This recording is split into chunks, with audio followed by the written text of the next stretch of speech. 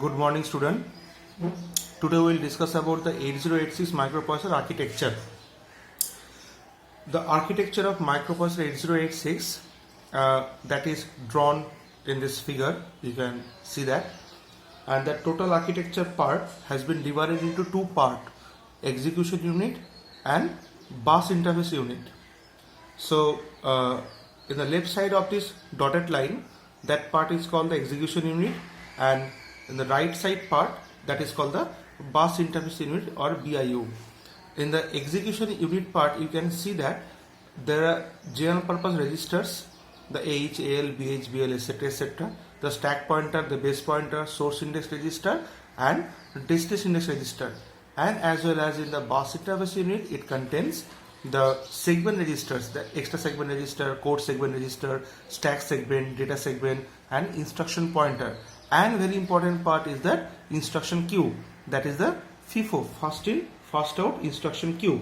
Okay, the 16-bit 8086 architecture is a stored program digital computer architecture. Okay, while work by storing the program instruction in separate memory unit from which the CPU fetch commands in logical sequence. Fine.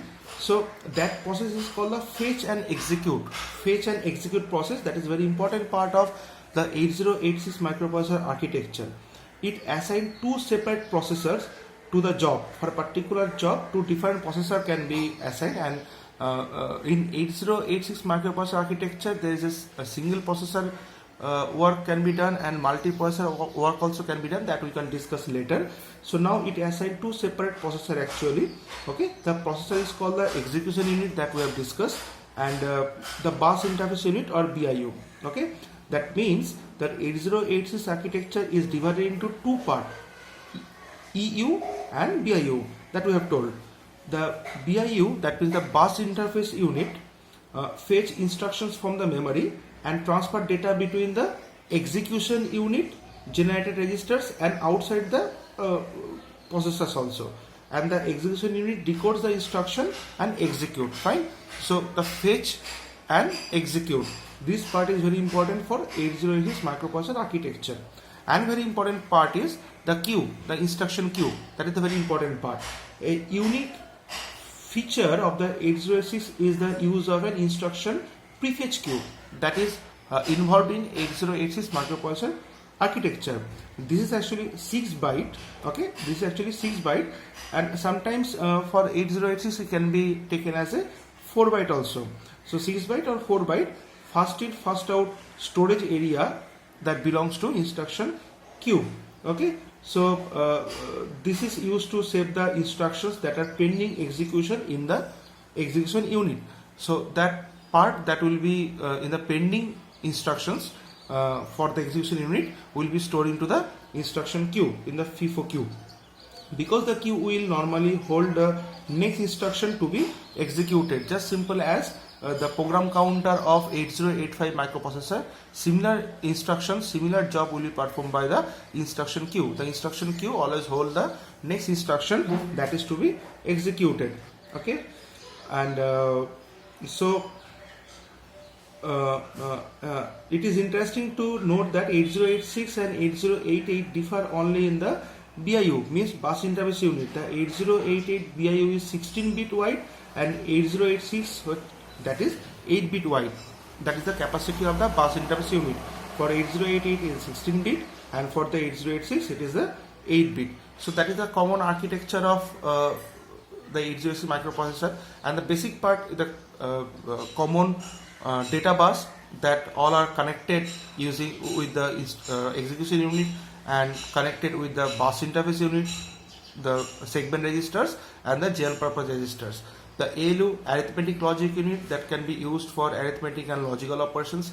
The different flags also available over here, and the control signals, the execution unit and the control signals that are connected with the common data bus, the internal data bus. So that is the basic structure of the 8086 architecture part. Okay, now we will discuss about the pin definition of 8086 microprocessor IC. 8086 microprocessor also have total 40 number of pins, and like 8085 microprocessor, it has also total 40 number of pins, and that is the pin diagram, pin configuration of 8086 microprocessor IC from the notch from the left side, the pin number 1 to pin number 20, and from pin number 21 to pin number 40. Okay, so I can tell you that the microprocessor 8086 is a 16-bit processor that is available in the clock rate, that is a 5 megahertz, 8 megahertz or 10 megahertz. We know that for 8085 microprocessor that work in the clock frequency 3 megahertz, but for the 8086 microprocessor the clock frequency may be 5 megahertz, 10 megahertz or any or 8 megahertz also. The 8086 operate in single processor or multiprocessor configuration to achieve high performance. 8086 microprocessor has total 40 number of pins. Some of the pins serve a particular functions in minimum mode, that is called the single processor mode, and some other functions in maximum mode, that is called the multiprocessor mode in configuration. Okay, another very important part that is involved in this 8086 microprocessor architecture, that is the minimum mode and the maximum mode, and this minimum mode, maximum mode is very important part of 8086 architecture, and we will discuss elaborately later in this discussion. Okay, so some pins will work on the minimum mode and some pins will work on the maximum mode. You can see over here that pin number 33 is the minimum mode or maximum mode. That means if this pin number 33 is 1, so minimum mode will be activated, and if this pin number 33 is 0, so maximum mode will be activated. Okay, and from the pin number 31 to pin number 24 to pin number 31, pin number 24 to pin number 31, that pin have some dual function. So pin number 24 to pin number 31 will be working for some particular functions like hold, HLDA, write, okay, or ALE signal, interrupt acknowledgement, etc., etc. Whenever the minimum modes will be activated. Similarly, the pin number 24 to pin number 31 also will be working for some other functions, also request or something, status signals like S0, S1, S2, log signal, etc., etc. for the maximum mode. That is whenever maximum mode will be activated. Fine. So that is called a single processor mode for the minimum mode, and for the maximum mode it is called the multi-purpose configuration. Okay, now some of the pin and definition we can discuss in this part. That first we can discuss, that is the AD15 to AD0. In 8085 also we know that address data multiplex bus was used over here also. Okay, 80 to 87, 8 number of pins can be used as a address data multiplex bus, where whenever ALE signal goes high, so 80 to 87 can behave like an address bus, lower byte of the address bus, and whenever ALE signal goes low, then 80 to 87 can behave like a data bus. So same thing can be applied over here also in the architecture of 8086. As the 8086 is 16-bit processor, so 16-bit data bus can be used over here, and 20-bit address bus also can be used over here.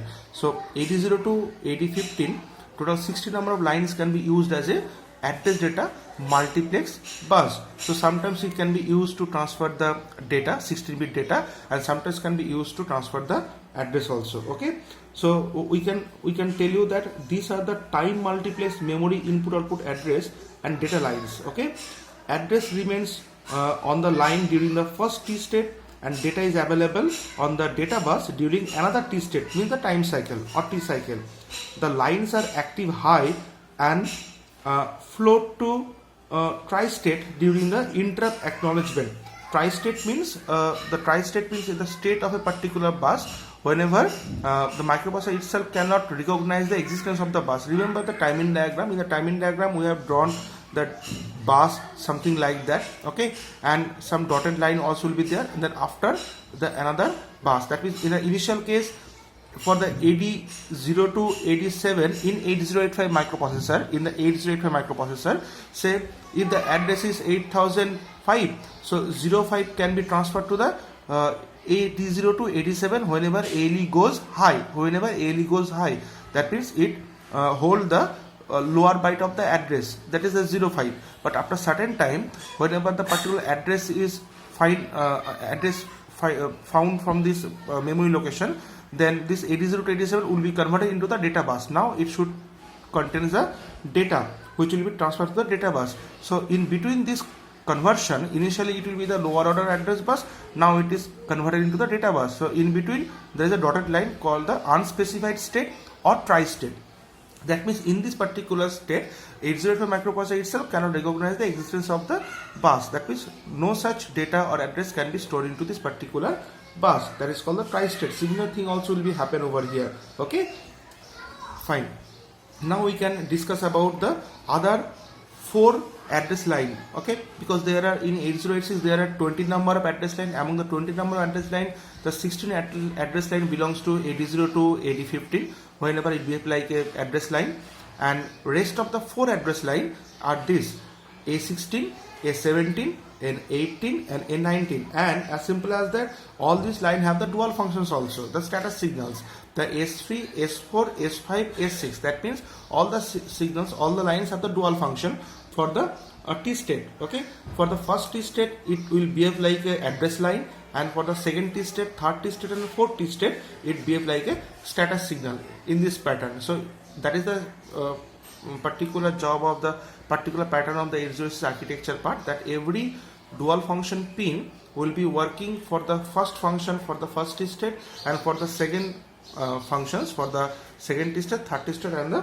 fourth T state. So we can tell you that these are the time multiplex address, time multiplex because with depending upon the time cycle, whenever T1 time cycle will appear, whenever T2 time cycle, T3 time cycle or T4 time cycle will appear, for the first time cycle will appear. So this line will behave like a A16, A17, A18, A19, and whenever T2, T3, T4 time cycle will appear, it will behave like a status signal S3, S4, S5 and S6, as simple as the 80 or 87 or 8015 also. Okay, so we can say during the first T state, these are the most significant address line for the memory operation, MSB address line among the 20 number of address line. Okay, and during input output operation, these lines are low. During memory or input output operation, status information is available on those lines for other T state. Okay, S5 is related with the interrupt enable flag bit. This is updated at the beginning of each clock cycle. Okay, the S4 and S3 together, the S4 and S3 together indicate which segment register is presently being used for memory access. So we can tell you this particular part, S3 and S for the status signal, it may be 00, 01, 10 or 11.